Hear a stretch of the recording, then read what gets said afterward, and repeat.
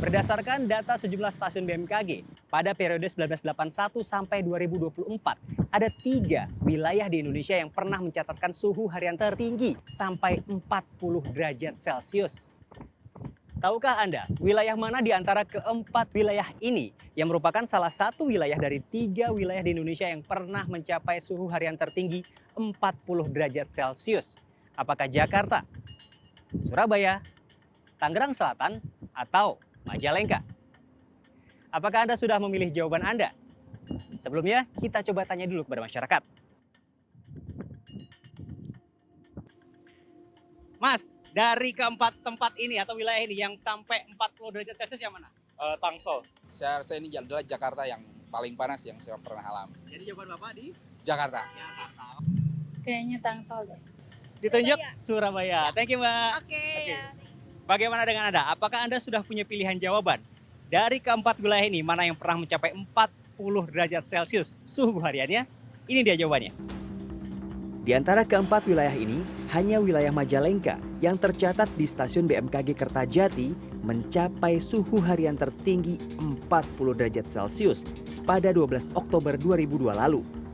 Selain Majalengka di Jawa Barat, 2 wilayah lain yang tercatat pernah mencapai suhu harian tertinggi hingga 40 derajat Celcius di Indonesia adalah Maluku Tenggara pada 21 November 2012 dan Melawi di Kalimantan Barat pada 8 Agustus 1994. Jadi bagaimana? Apakah jawaban Anda benar?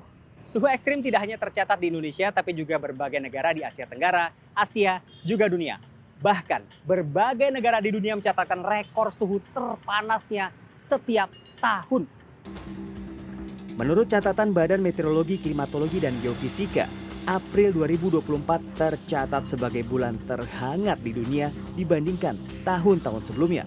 Bahkan dibandingkan sejak periode revolusi industri 1850 hingga 1900, suhu global pada April 2024 telah naik 1,58 derajat Celcius.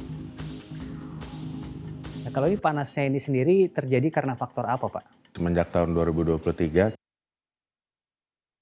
kita mengalami lonjakan kenaikan temperatur bumi.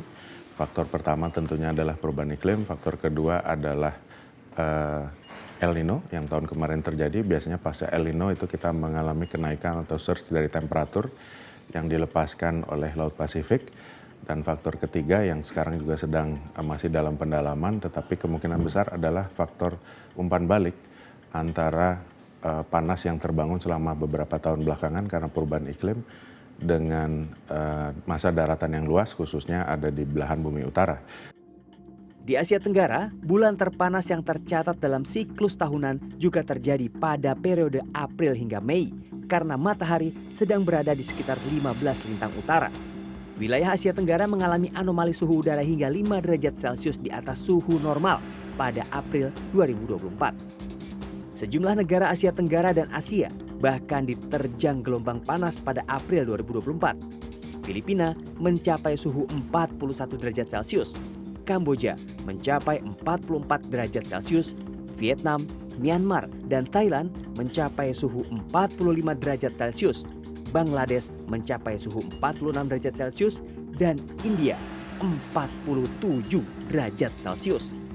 Sementara Indonesia sedikit lebih beruntung, gelombang panas tidak dialami Indonesia. Pada kurun waktu yang serupa, suhu harian di Indonesia tercatat 37,3 derajat Celcius. Kondisi ini terjadi karena Indonesia merupakan wilayah kepulauan. Masa daratan Indonesia tidak terlalu besar karena dikelilingi dengan perairan sehingga kenaikan temperaturnya lebih lambat. Gerakan udara di Indonesia cenderung naik sehingga awan-awan secara periodik dapat turun jadi hujan dan mendinginkan wilayah di sekitar Indonesia. Peningkatan suhu dan pemanasan global ini terjadi karena berbagai sebab, di antaranya perubahan iklim yang dipicu efek gas rumah kaca, dampak aktivitas manusia. Efek gas rumah kaca dapat dipahami dengan analogi sebuah toples.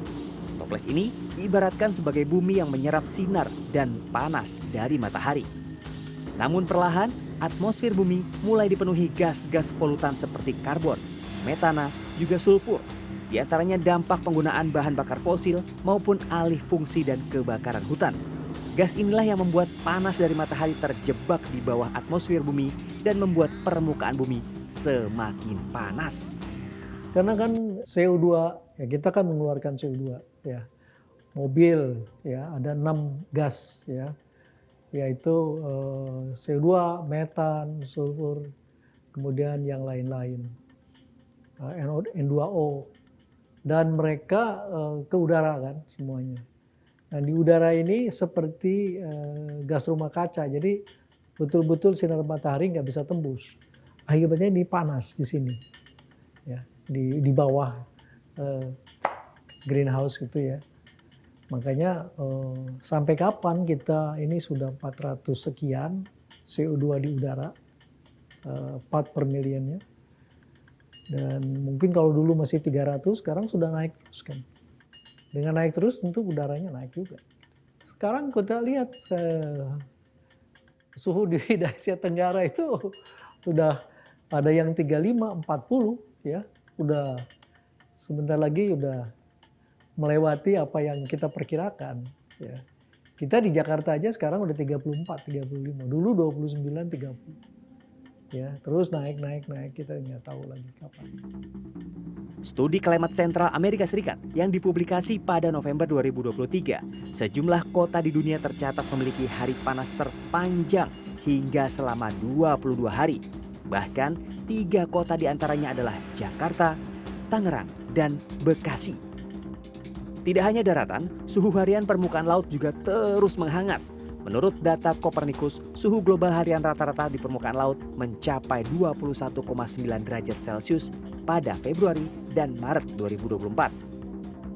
Dampak semakin panasnya bumi dan menghangatnya laut akan sangat mempengaruhi kehidupan semua makhluk di bumi. Kenaikan muka air laut, bencana hidrometeorologi yang semakin ekstrim dan intens, krisis pangan, air, bahkan heat stroke atau serangan panas mendadak terhadap tubuh makhluk hidup bisa sewaktu-waktu terjadi. Diperlukan aksi nyata untuk melakukan mitigasi dan adaptasi agar risiko dan bencana terburuk dapat dihindari. Yogi Tujuliarto, Dedi Irfan, Jakarta.